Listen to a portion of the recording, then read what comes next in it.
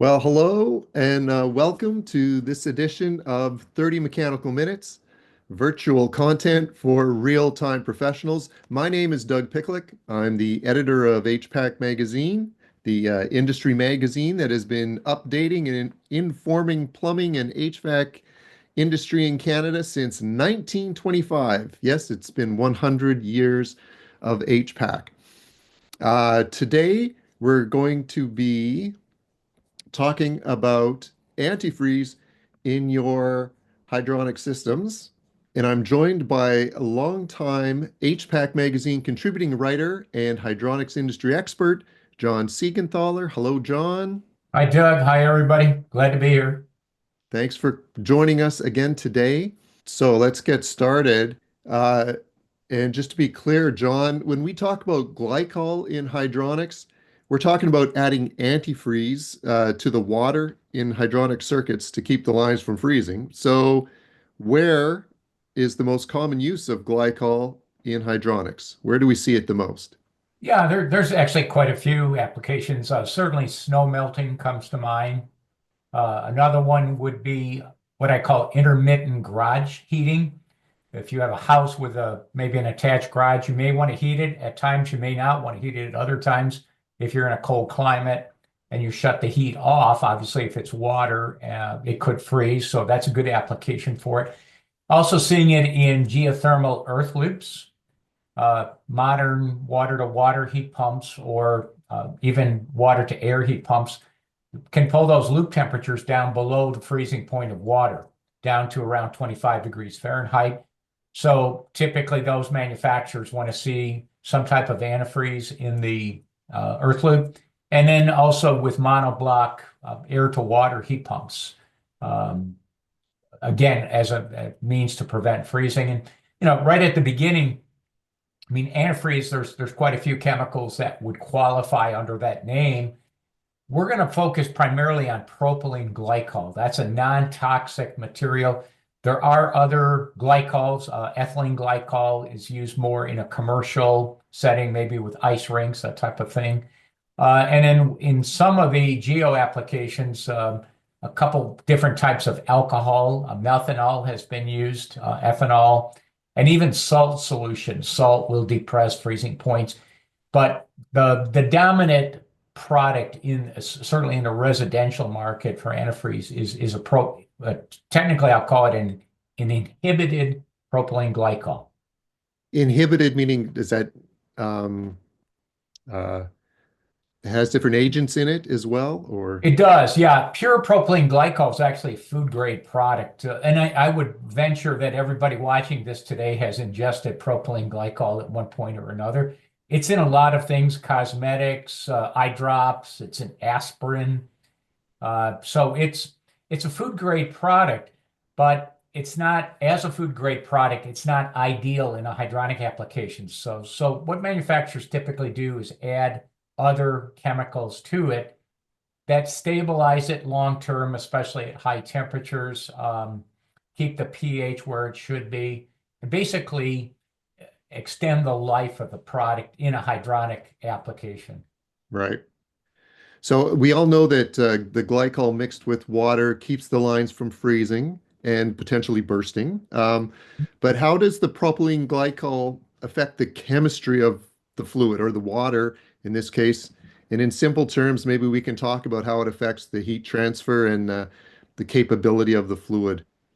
Yeah, so glycol does affect heat transfer. And it does it because the properties, the physical properties of glycol or a mixture of water and glycol are different from pure water. And many of you that work in hydronics know a formula, and it goes something like BTUs per hour equals 500 times gallons per minute times the temperature change in degrees Fahrenheit.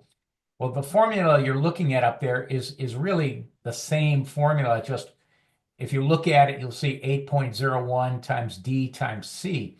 And D is density. That's the density of the fluid.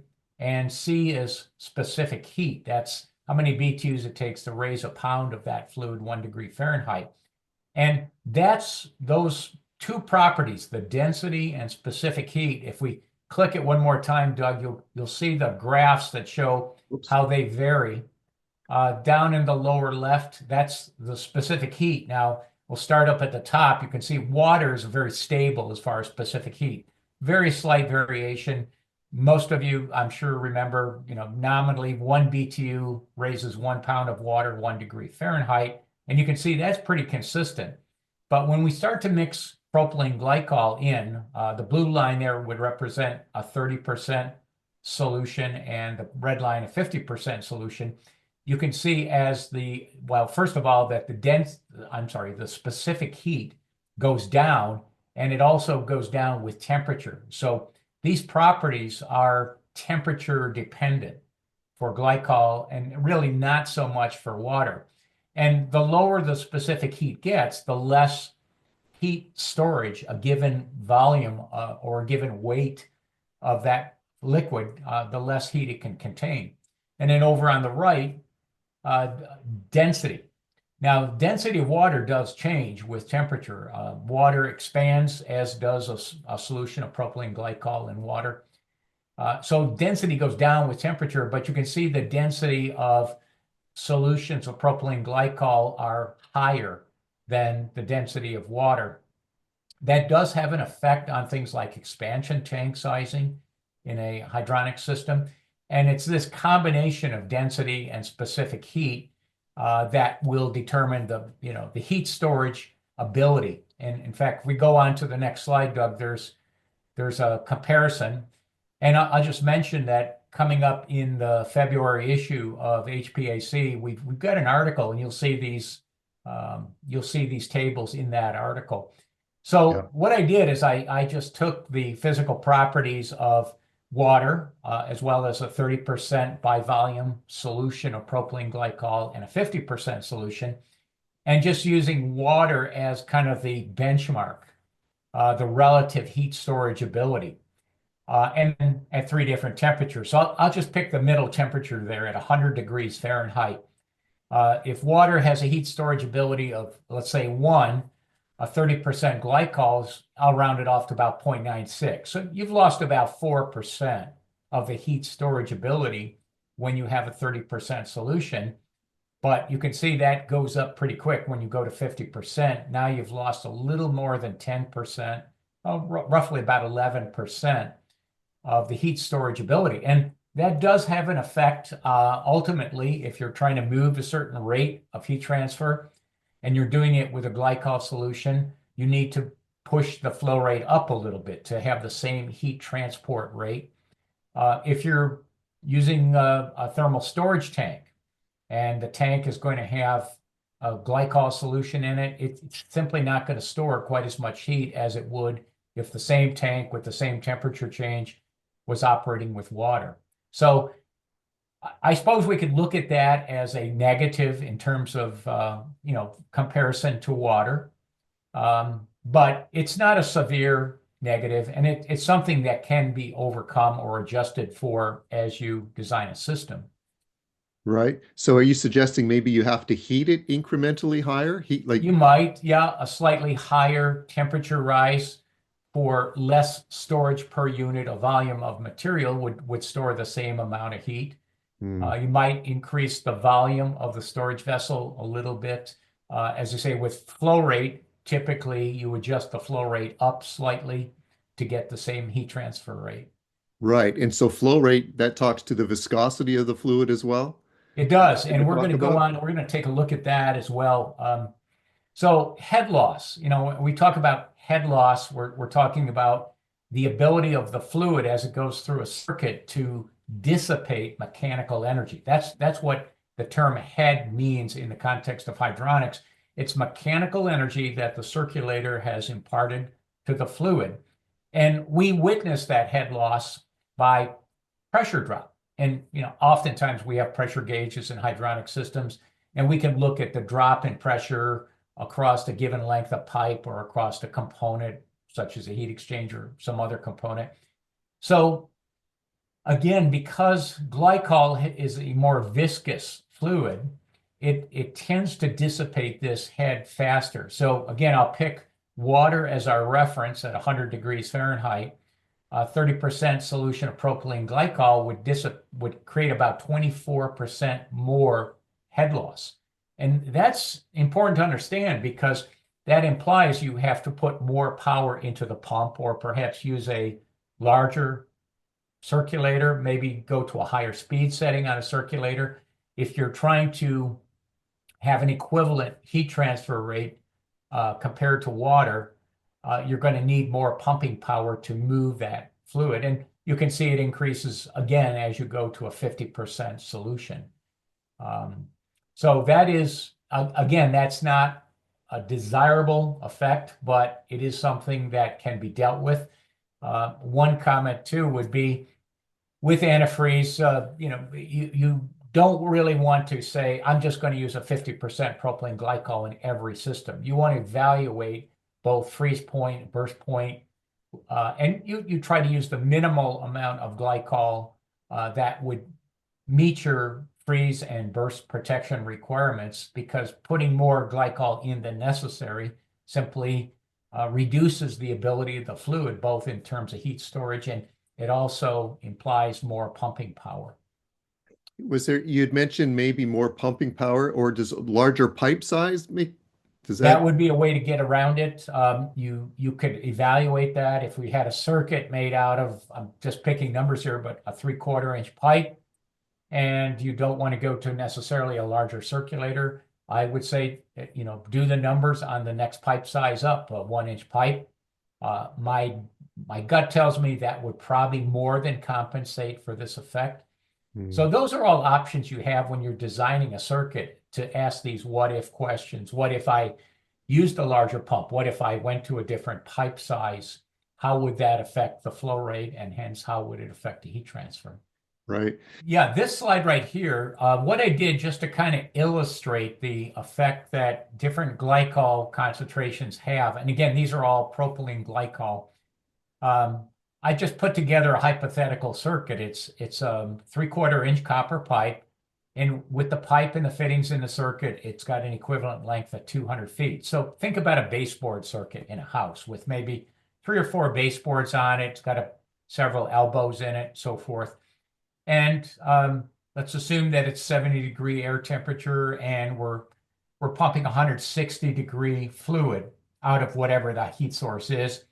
And I just use a very common circulator, a Takeo 007 circulator, just to make up this hypothetical circuit and see what is the effect on both flow rate and heat output.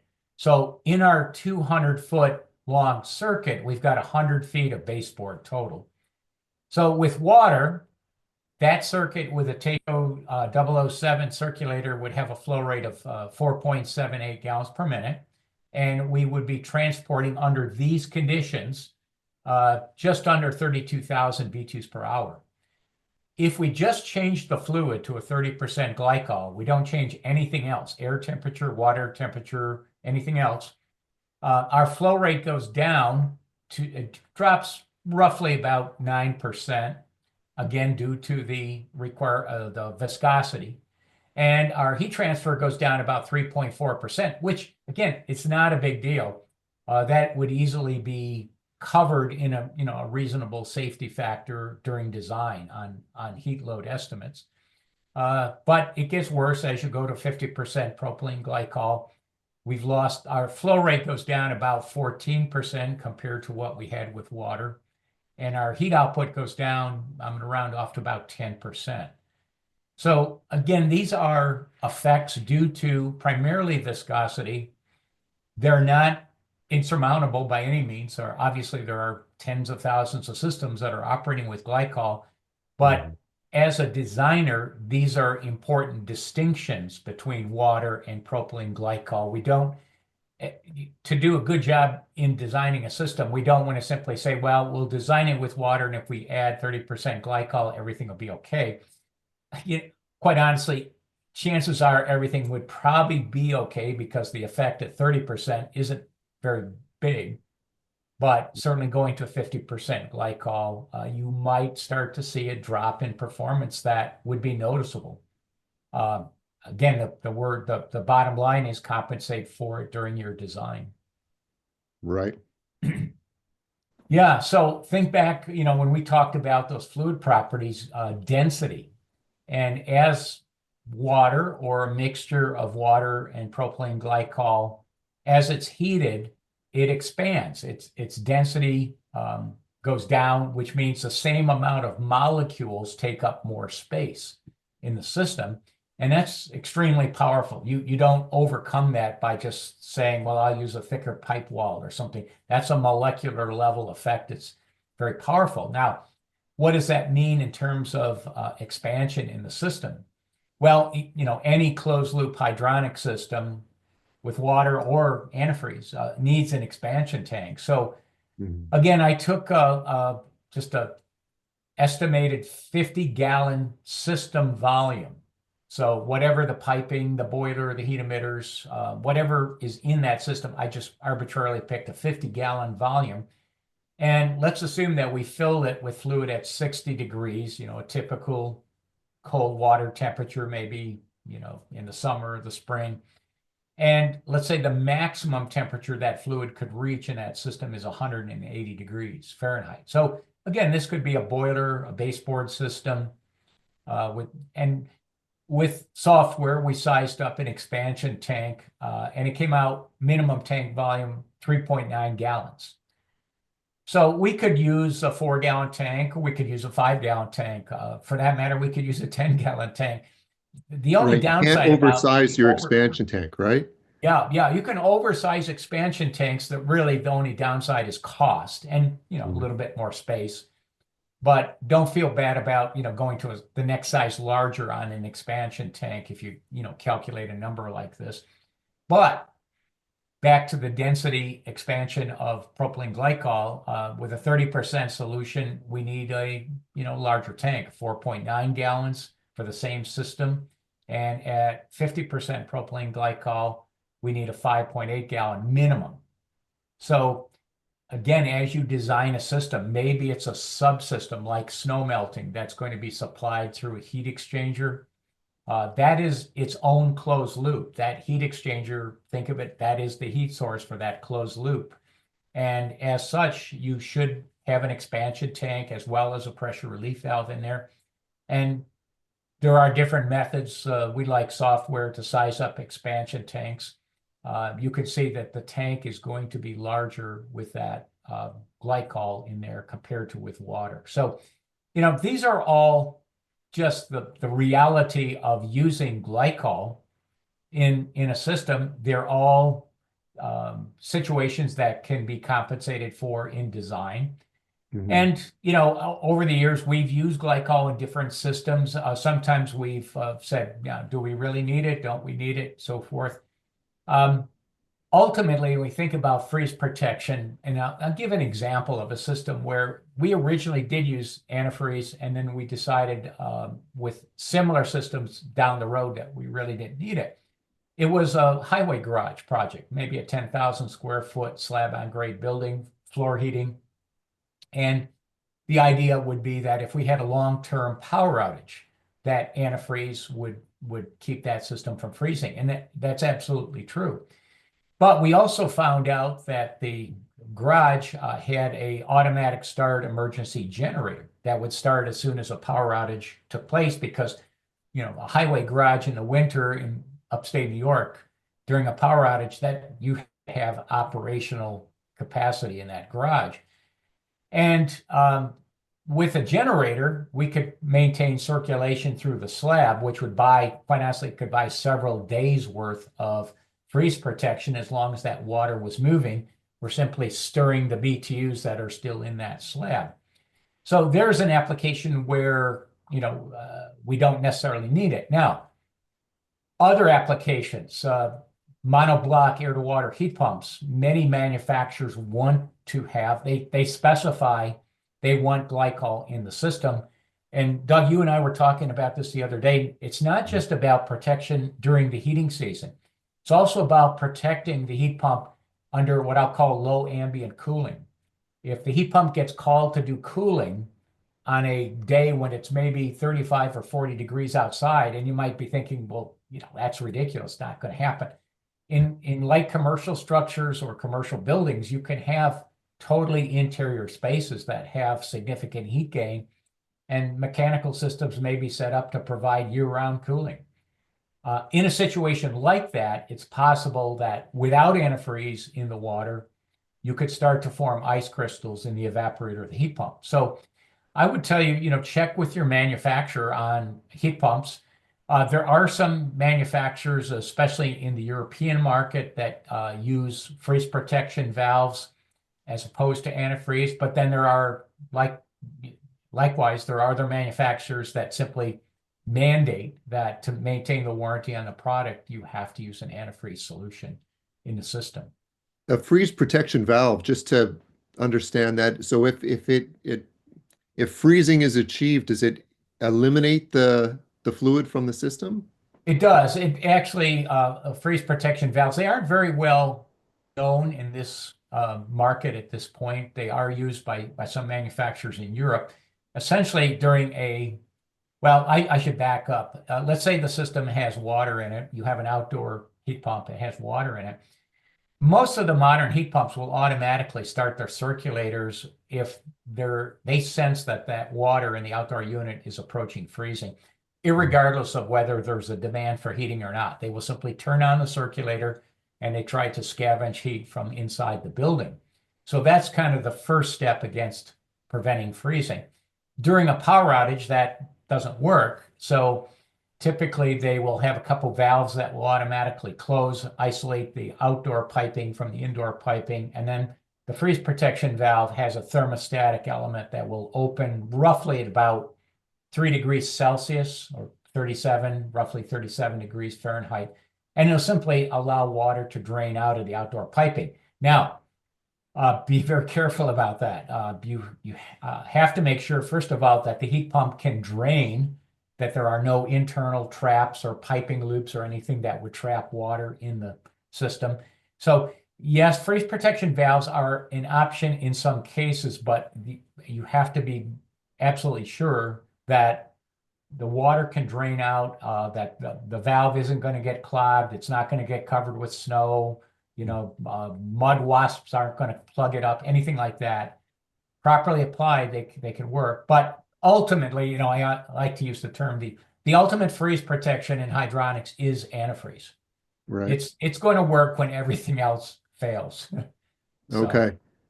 Now I'm assuming some of the calculations are done, or some calculations are done to determine the concentration of glycol that would be appropriate for any given application. So 20%, 30%, 50%, like you're showing. Actually, let's jump to the next slide. I think that's probably our last slide. What these curves do, and I apologize, I should have had labels on there, but the blue curve is the freeze temperature. Now, what that means, that's where ice crystals start to form. So, for example, at a 30% solution, and this happens to be for a product called Dow Frost, it's an inhibited propylene glycol. You see the actual freeze point, ice crystals will start to form at about 10 degrees Fahrenheit. Now, the fluid is still pumpable at that point. It's starting to convert into, if you will, a slush. But the red curve there, that represents the burst temperature. That's where the expansion of the fluid is sufficient. It's completely frozen and the ice is going to expand to the point of bursting a component. You can see that's at -10. So the percentage you're going to use is obviously going to be climate dependent. If you're up in Northwest Territories, Yellowknife, you're probably going to be using minimum of a 50-degree solution, possibly even a 60% solution. But again, in more mild climates around Toronto, generally speaking, a 30% solution is going to be adequate for that.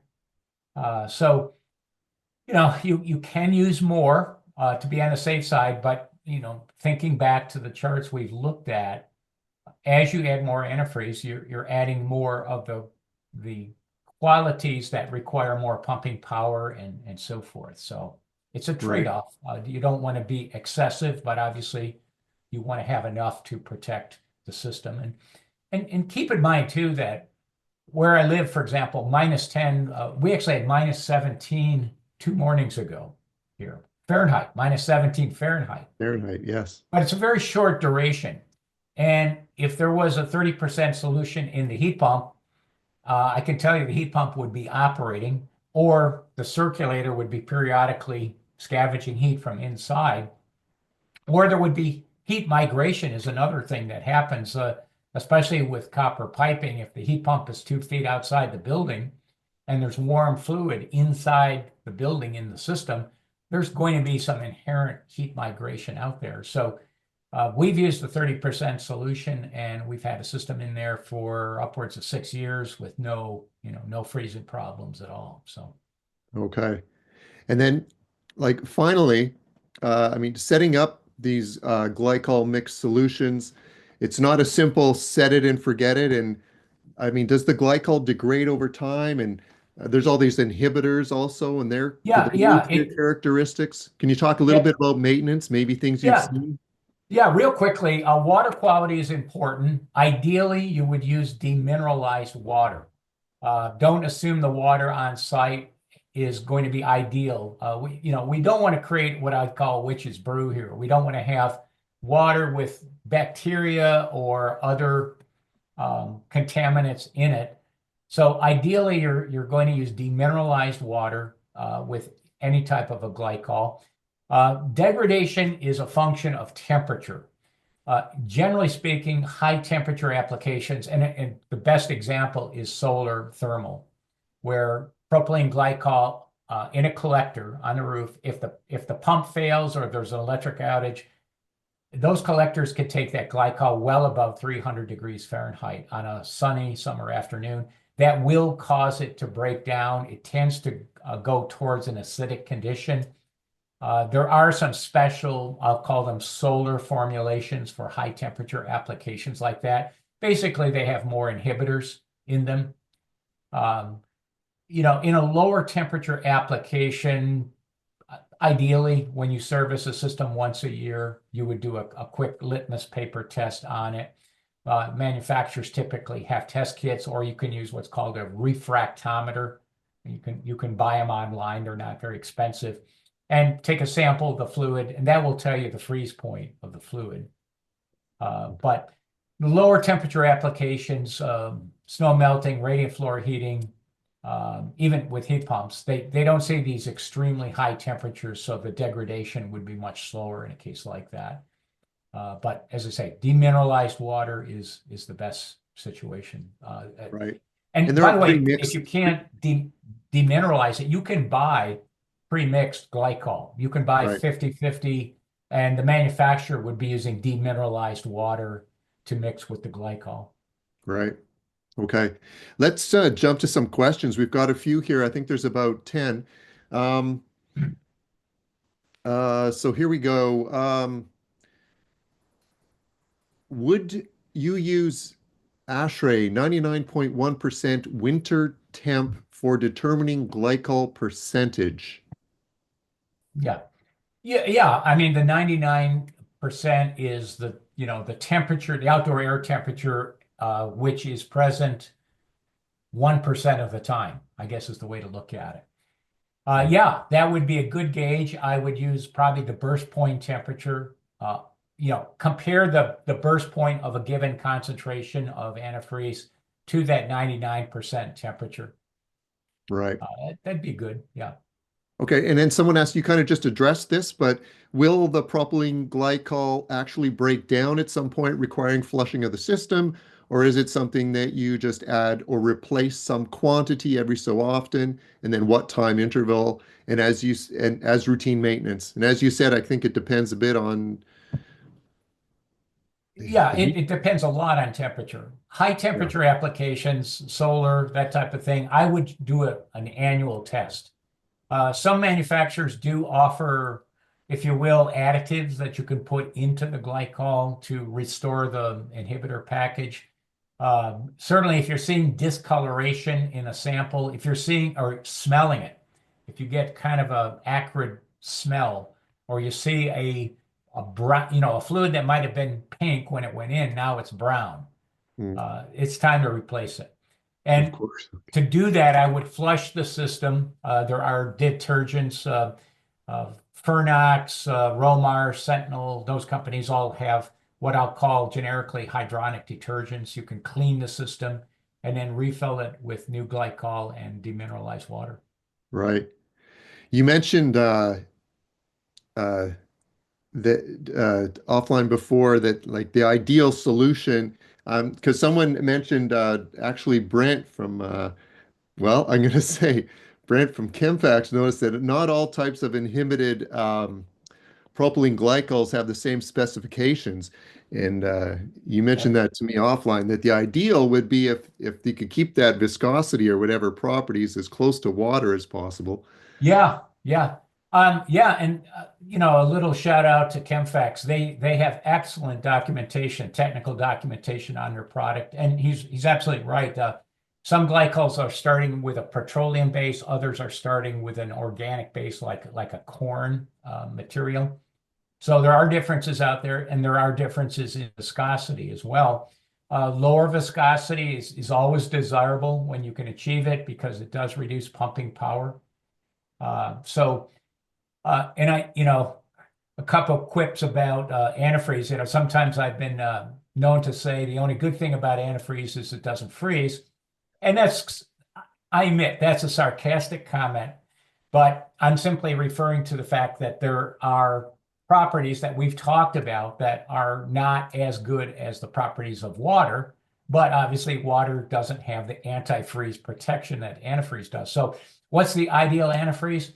It's a fluid that has all the properties of water except it doesn't freeze. Right. I'm just waiting for it. So Yeah. I don't think I'm Uh, going to be around when it's invented, though. water that doesn't freeze. Antifreeze water. Burst and freeze protection. Does only location and design temperature determine that, or are there other factors? I would say primarily, location, I would say certainly. I mean, if you're in a very cold northern Canadian location, you're probably using it as, say, a minimum of 50% or possibly 60%. If you look at the burst protection at 50 or 60%, I mean, it is way, way down there. It's like minus 40, minus 50 degrees, something like that. So, but I would also look at the probability of long-term power outages. If you're in a Mm. situation where, gosh, the power goes out, it's going to be out for a week, and it's going to, potentially occur during a very cold period. You want to make sure that at least the burst protection is adequate to handle what temperatures you could have. Because I'm making the assumption you cannot circulate the fluid at that point if you're without electricity. So Yeah. yeah, it's primarily location dependent, but also I'll say kind of mission critical dependent too. Yeah. I've heard of people putting the propylene in properties that they might have, like a cabin or a cottage, Mhm. right? That they don't go to very often, that happens to have a hydronic system in it. And yeah, if you're not there for a long time in the winters, this susceptibility to freezing, right? Yeah, and quite honestly, a good talking point for antifreeze in a system, we've been doing a lot of work with air-to-water heat pumps, and there are a couple ways to protect a monoblock air-to-water heat pump. You can either fill the entire system with antifreeze, or you can put a heat exchanger between the heat pump and the balance of the system. And we've done both. And honestly, I'd lean towards filling the entire system with antifreeze because you're going to get better thermal performance from the heat pump because you don't have the penalty associated with driving heat through the heat exchanger. That Right. always requires the heat pump to operate at a higher temperature. And you can upsell the customer on the fact that, not only is it freeze protected under normal circumstances, but if you do have that long-term outage, your entire hydronic system versus just the heat pump and the piping to the heat exchanger, your entire system is now protected. And Right. honestly, cost-wise, in many systems, it's about a wash. The cost of the added antifreeze would be balanced against the heat exchanger, the piping, another circulator, and so forth. Right. Okay. Jean-Claude, our friend, he supposes it's not a question, but he says that he's lived the answer, and he hopes that you'll talk about the consequences of mixing glycol with non-treated water, which we did, meaning city or well water. he mentions that a nice little green jelly precipitate, and that's a common issue, unfortunately, he notes. Yeah, propylene glycol, there are microbes that will live on propylene glycol. So, depending on what's in that water, if there's bacteria in that water and so forth, it's possible to develop, I guess, I'm not a biologist and I'm not a chemist, so I'm going to be careful here. But it would be possible to have some type of microbe infestation in the system. Again, what's in the water? Is there iron in it? Is there calcium in it? Is there, chlorine compounds in it? We don't want to just mix a bunch of chemicals together and just assume it's going to work right. So the best practice, the proper procedure is demineralized water as a base for the propylene glycol. Right. I'm going to say I saw over in the chat section, Brent had mentioned deionized is the best choice. Hmm. It's essentially the same thing. It's two different words for essentially the same thing. Okay. You're stripping out the salts that are in groundwater, calcium, magnesium. You're basically stripping those salts out. It's a process. The water goes through resin beads, and those resin beads extract the undesirable and give you close to very pure water. Now, typically you demineralize or deionize down to about 10 to 30 parts per million. You don't want to completely strip all the ions out because the low water cutoffs won't work in the system at that point. And pure, absolutely pure deionized water can actually be aggressive towards some materials. So 10 to 30 parts per million on the total dissolved solids content is a good benchmark. Okay. So someone asked about reverse osmosis water. Um, Honestly, I would assume it would be an improvement. I don't know. I can tell you don't want to use softened water. Softened water basically exchanges one set of minerals for another salt. So we don't want to have in general, you don't want to use softened water in any type of hydronic system. yeah, yeah. Uh, Another question, is it true that having less than 30% glycol can lead to bacterial contamination of the fluid? Is that fact or urban legend? Um, Again, I'm going to plead, I'm not a biologist here, but yeah, I have heard that basically that the inhibitor packages at very low concentrations may not be effective. So right. there's some type of a biocide as a component in that inhibitor package. And if the manufacturer is, saying you need a minimum of a 30% solution, I'm sure that's conservative, but I also respect that if you disregard that, don't be surprised that you get reactions that you weren't anticipating. So, Okay. It is. Oh, so one of the manufacturers here mentions that concentrations above 25% propylene glycol should not see bacteria issues. mhm. So, Good. and suggests that RO water is aggressive. So, okay. Uh, Green jelly boxers. Gonna get some more. So, how often should you test the inhibitor level, and how do you test for it? I'm going to defer to the manufacturer on that. Some of them do have test kits available. You can get a refractometer online that will tell you freeze point. That doesn't give you any feedback on chemistry, so to speak. Uh, again, I don't want to make any statement here that's conclusive, but low temperature systems will likely require less testing than high temperature applications. If it's a solar thermal system, and especially if it's experienced, multiple days of stagnation in the sun, I would test it at least once a year on a situation like that. That is a situation that's prone to more rapid breakdown. And again, different manufacturers, different formulations. Some are more stable at higher temperatures. Some manufacturers offer different formulations for what I'll call, normal temperatures versus extremely high temperatures. And by high temperatures, 200 plus Fahrenheit. There are different approaches to it. I would go back to the manufacturer and say, I want to follow your prescribed test routine. What do I need and how often should I do it? Yeah. Just over in the chat section, someone had mentioned that they missed the first few minutes and said that they assume we are referring to food grade glycol here. And yes, that was mentioned off the top. Um, what are the general consensus to protect the potable water? Uh, food grade Okay. food grade is safe. And then someone did ask, what's the best way to dispose of expired glycols? Boy, that's That may another be a one that I, manufacturer question.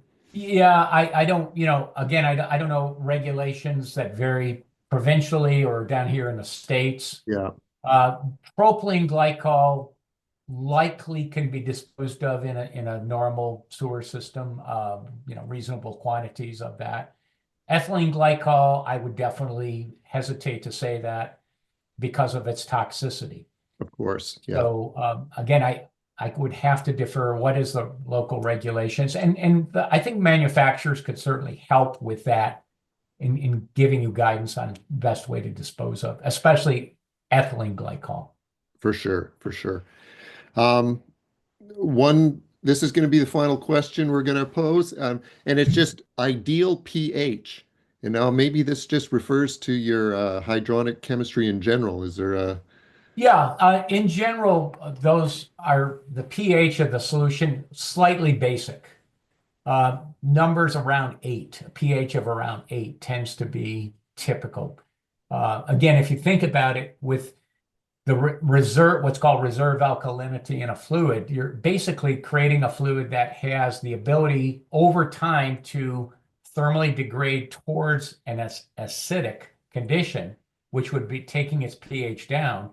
So starting up slightly basic on the formulation, in a sense, you're building in the ability to last over time, against a chemical reaction that tends to move the fluid towards an acid, towards a lower pH. So again, manufacturers could probably give you more specifics, but in round numbers, I'd say aim for a pH of about 8. okay? There's a few things that have come into the chat here. Someone's asking the best practice for removing air from a hydronic system that has been retrofit from water to glycol. Is that really any different?